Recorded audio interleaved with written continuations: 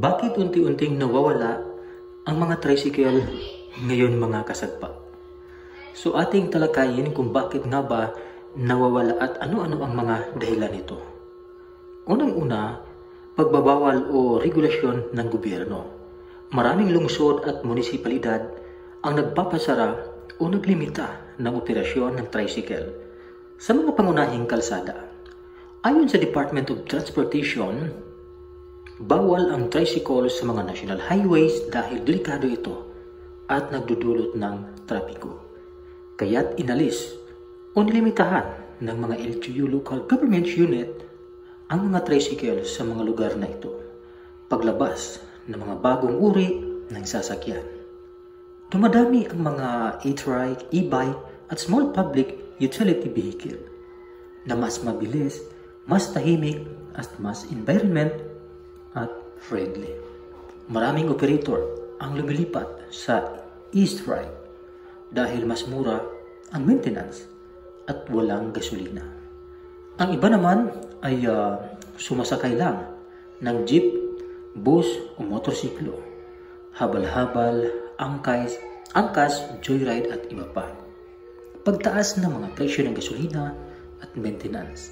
Mabilis ang presyo ng gasolina kaya hirap kumita ang mga tricycle driver. Bukod pa rito, mahal ang pisa at regular ang kailangang maintenance. Dahil dito mga kasagpa, marami ang tumitigil na lang sa pagmamaneho at lumipat ng trabaho. Pang-apat, modernization at environmental policies.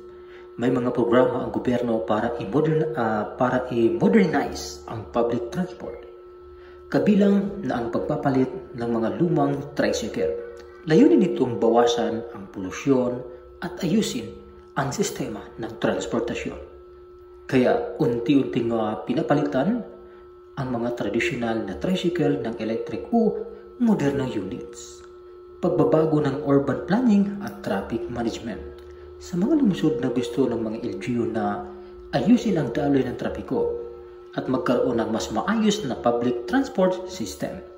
Kaya't binabawalan o binabawasan nila ang mga tricycle sa mga main roads at itinututok lang sa mga barangay o internal roads. Kaya mga kasagpa, wala tayong makikitang tricycle dyan sa mga highways kasi limitado lang ang kanilang rutas.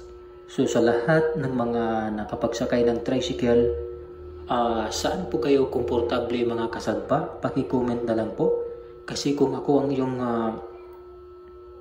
pasasagutin is wala namang problema sa akin. Pero kung ako ang papipiliin talaga, mas maganda ngayon ang bagong labas na yung Baobao. The more na tahimik is nakapagpaupo tayo ng maayos at komportable siya sa biyahe. Unlike kasi sa tricycle, medyo yuyuko ka pa at lalong-lalo pat yung mga mababang tricycle, medyo mahirap. Pero kung ikaw ay nagmamadali naman, no choice at kailangan mo rin sumakay. So good to modernization na talaga ngayon. Kaya unti-unti silang nawawala.